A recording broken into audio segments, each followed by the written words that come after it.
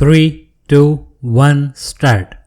Sir, while supporting the demands for grants of the Commerce Ministry, I compliment the Commerce Minister for the excellent work done during the year on all matters falling within the purview of the Ministry.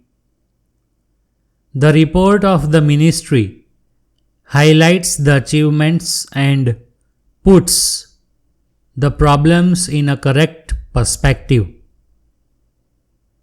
The time has now come to push ahead with policies for placing greater emphasis on exporting finished and semi-finished goods in preference to raw materials. This will promote industrialization and help augment foreign exchange earnings. Renewed emphasis must be laid on creation of export surplus and restraining the pull of the home market as and when it develops through suitable fiscal measures. This is very important. We must create export surplus, otherwise we cannot improve our exports. Para. There is a paramount need to do some fundamental rethinking on export assistance measures. Is it possible to replace the present schemes of cash compensatory support and import replenishment by a more durable system such as taxing profits attributable to exports to a concessional rate? Also, a scheme of tax credit certificate can be introduced. For this purpose, I suggest that a compact high-level committee, preferably including non-official experts, should be appointed. The increasing problems of sales tax on export transactions must be resolved. It was over a year ago that the Supreme Court had made a judgment that chain contracts for exports through state trading corporation would not be exempted from sales tax. I understand that Commerce Ministry is engaged in resolving this problem, but so far no action has been taken. Para. The problem of export finance must be examined so as to put Indian exporters at least on par with their competitors. Adequate shipping facilities must be provided. This problem must be taken up in right earnest.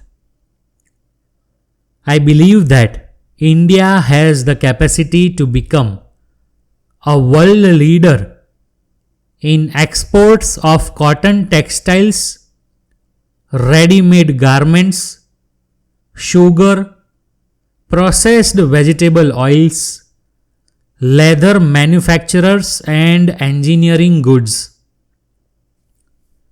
These potentialities can be realized by initiating a bold program of augmenting production of raw cottage sugarcane, oilseeds, steel, etc. I also attach great importance to the efforts that the Commerce Ministry have been making in building a healthy relationship between industry and trade. There should be complete harmony on all matters concerning policies and procedures, and regular and frequent discussions must take place between the commercial organizations and government para. I find that we have too many associations both at the center, state and district levels. Such expansion is not a healthy process. I would suggest that this matter should be examined in all its aspects so that there are selected all India organizations which can speak with appropriate knowledge and study on all matters relating to export promotion and industrial development. I know myself that many of the commercial houses have now reoriented their thinking. They are wedded to achieve national goals in which the highest priority must be given to promotion of exports through creation of larger surpluses.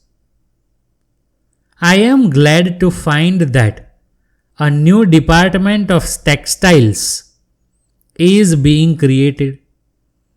The cotton, textile and jute industries are currently in a bad way and are working below capacity.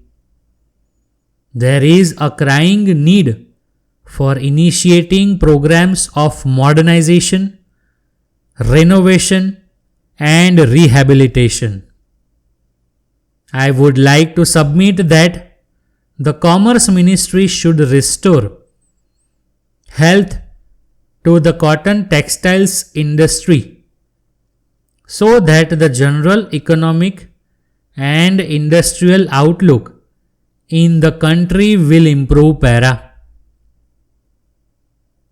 The policy announced in the beginning of December last year was good as far as it went, but there is need to review it so that a vigorous program of development of the spinning sector can be initiated without further loss of time. I would like to take this opportunity of referring to the number of joint commissions that have been set up with different countries in the world. I suggest that the business community should be associated with the discussions as also in negotiating trade agreements. That will be really very beneficial para. I am happy to find that a separate chapter has been devoted in the report of the Commerce Ministry to Indian industrial joint ventures abroad. It is true that prospective entrepreneurs wishing to set up joint ventures receive due assistance from government. I would, however, suggest that India's potentialities and capabilities in this regard should be realized more fully. Here, I would also suggest our collaboration with other countries in putting up industries in third countries. We can always collaborate with the Russia, China or Japan to put up industries in third world countries. Such collaboration will be beneficial to all concerned. India has well-developed capacities in the field of construction, architecture, town planning, dam engineering, mining, oil exploration, power engineering, management and economic consultancy.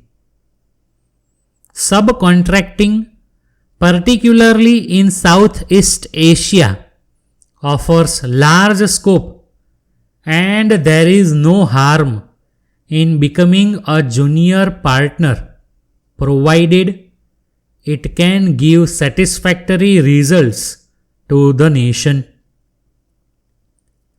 I would suggest that the Commerce Ministry should take greater interest in enabling Indian entrepreneurs to realize the potential in this behalf.